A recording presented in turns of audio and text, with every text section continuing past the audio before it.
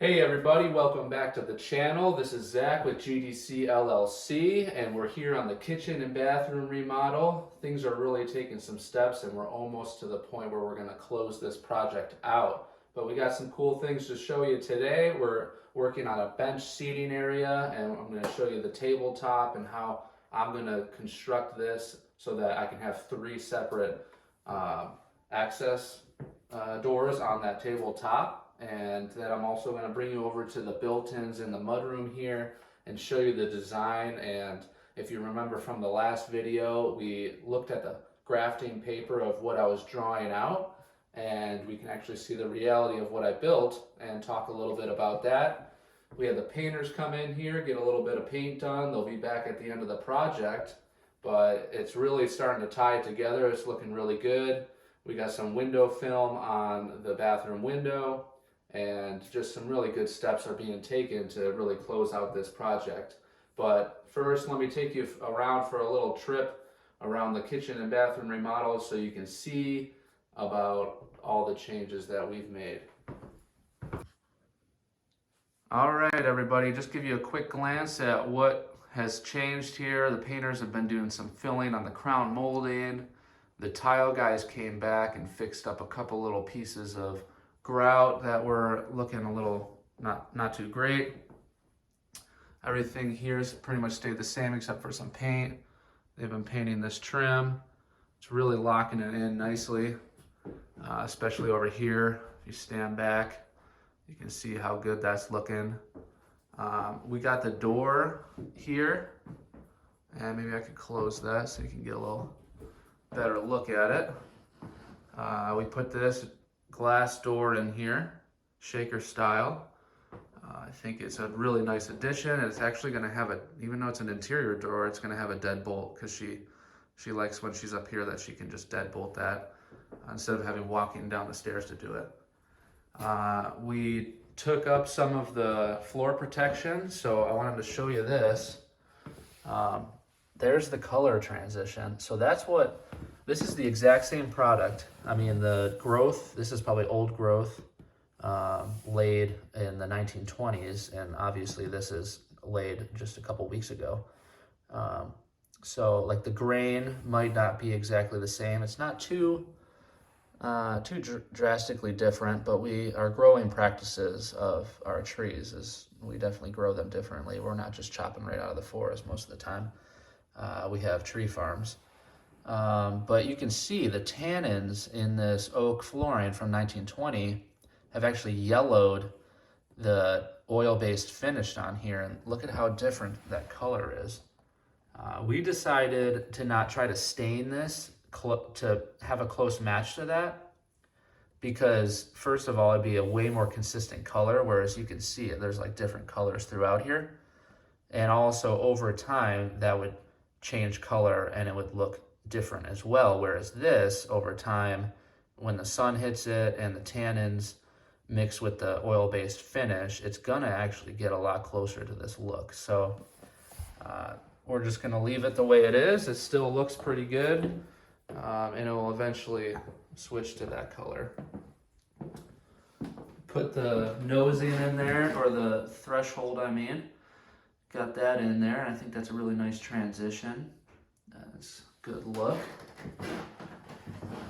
And then on the window there, we got the film. It's like a tempered, so if you have a project and you don't have in the scope of work for the window to get replaced, but it's not a tempered window, and it's in an area where you need to have a tempered window, like in a bathroom like this, we need to have it because if somebody were to slip and grab at the window, if it's not tempered, it will shatter and their hand will go right through the window.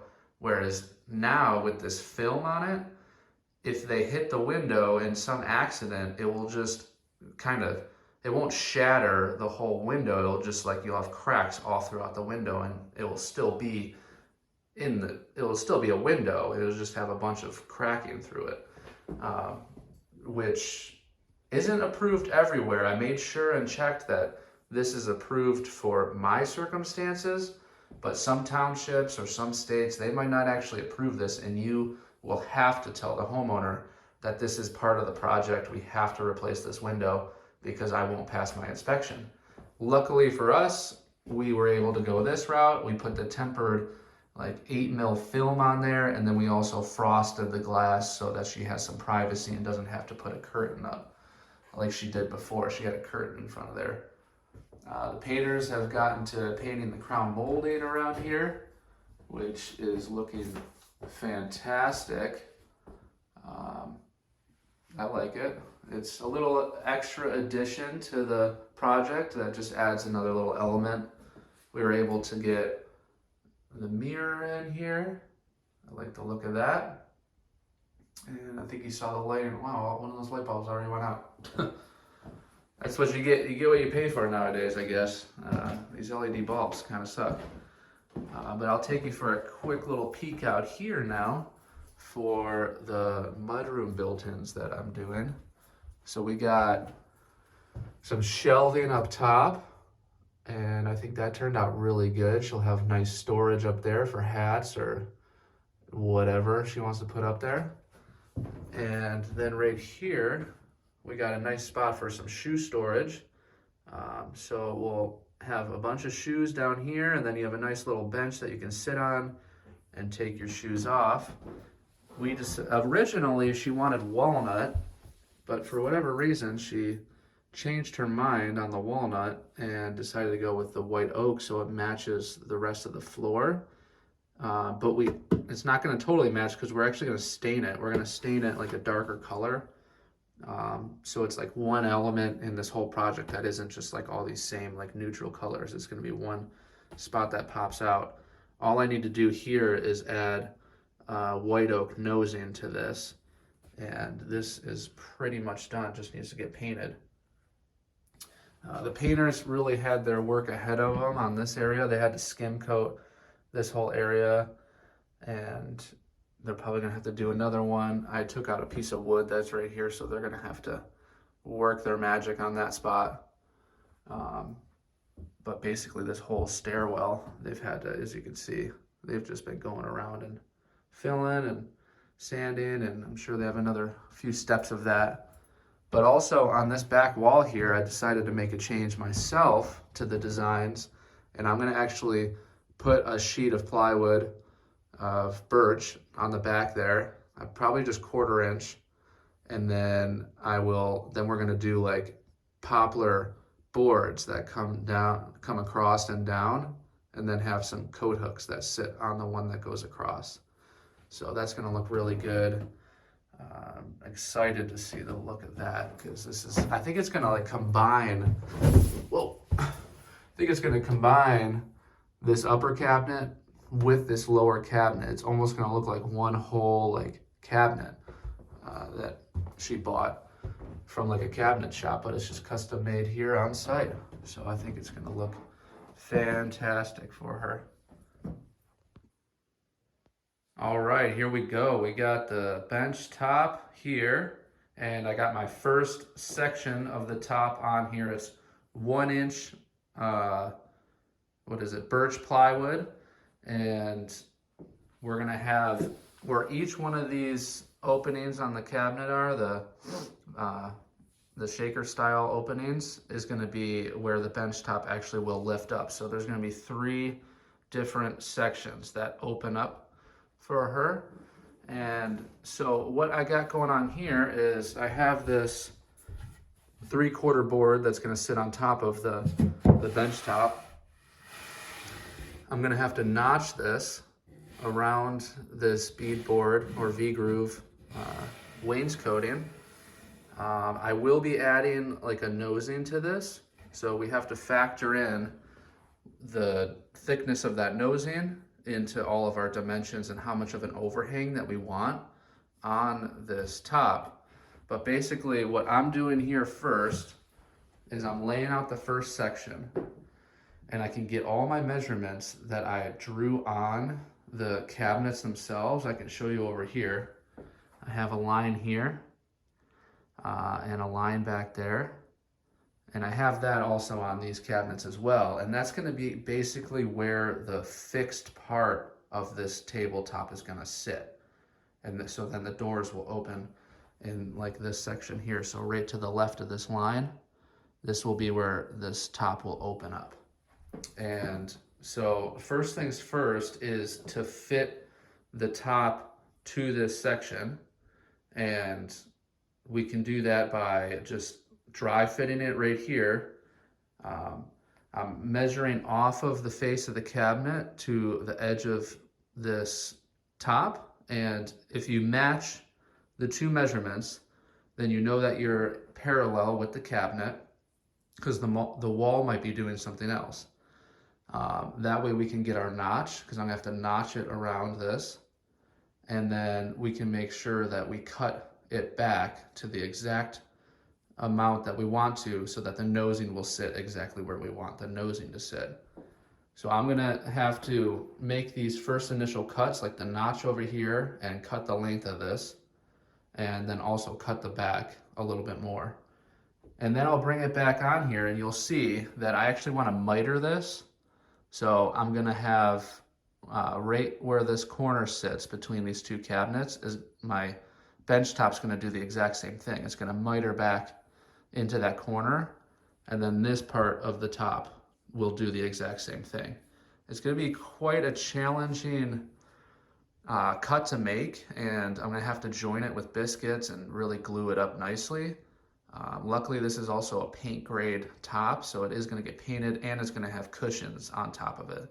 So, but all in all, we wanna try to get the best product out there, so we just need to take our time to mark this properly, which I think we can do with a little patience. All right, want to show you guys what I got done today and talk to you a little bit about the steps and my plan for finishing this bench seating area.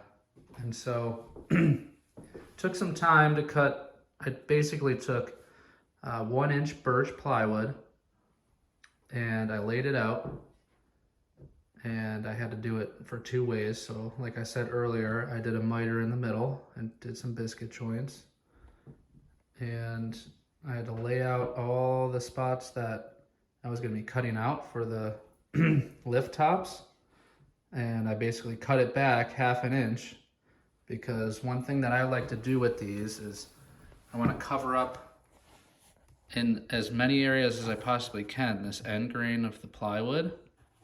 And so on this bench top, there would be end grain everywhere around the sides.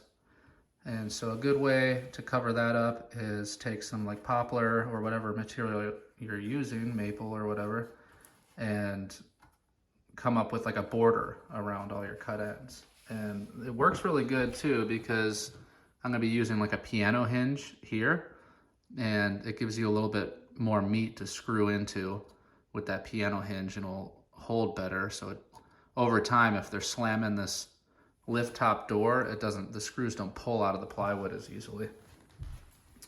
And so I have one of the lift tops here. It's not fully finished, but it's partially the way there. And this is basically what I did for this. It's the same concept as you cut the top, the size of the door you want, and then you subtract the gap you want from here, the gap that you want between here and your door, and the thickness of whatever border you're going to put on here. And then you can cut this piece and attach your border to it, and it just is a better look. It just looks good. Same concept. It's so that you don't have this plywood edge all the way around. And I will be putting another border on this edge, but I have to get the piano hinges to really show that. I'm gonna try to hold this so in place. So basically that's what it's gonna look like. I gotta move it to the right a little bit so you don't see too much, but you get the concept. Be a nice border all the way around. This is going to get covered with like a cushion, but it's these small details that the clients like to see, and I'm sure you would like to see in your house.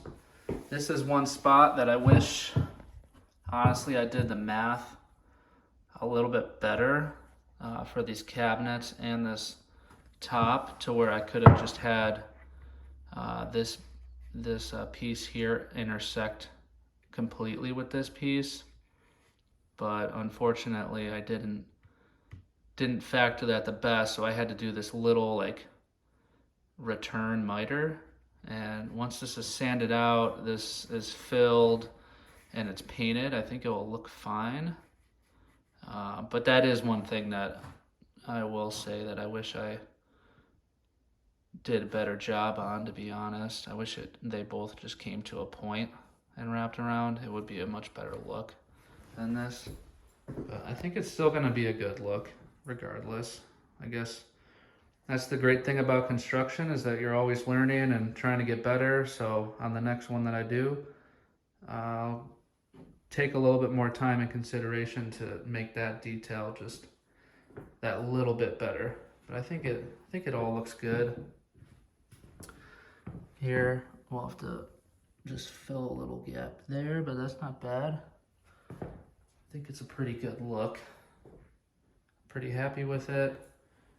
I'm excited to show you guys the finished product once it's painted and all the hinges are on it. But if I pan back here, it's a pretty sweet thing to have in your kitchen here. I mean, we're gonna have the stove right here, and then there's gonna be a table right in the middle there, so you can turn around, serve food. People are hanging out right there, talking to you and chilling, maybe drinking wine. They can charge their phones if they need to, or you can plug your laptop in while you're doing some work at the table, drinking some coffee. I think it's a really good addition to this kitchen. It really sealed it off good. And then this wainscoting too, there's just one last detail that I have to add to this. It's gonna be like a chair rail that goes on the top of that. And I can actually show you what I'm gonna try to copy. So in this room here, we have like this little chair rail, and we're not gonna use the entire piece of molding, but I'm gonna recreate this part right here. And it's basically, then this flat stock here will be the same as the flat stock up there. It'll be that piece. So I'm gonna have to get some 5/4 poplar for this, create like a little bevel on the top. And then I'll put like a little bead molding. This is like a little cove molding that I'll stick underneath it. I think it'll look pretty nice. And I'm excited to show you that as well, because we're really coming to a closing point on this project, getting really close to the finished product. Like you can see all the tiles in there. Crown molding just needs to get painted, but we're finally closing this up and I'm excited. I think this was a really good project.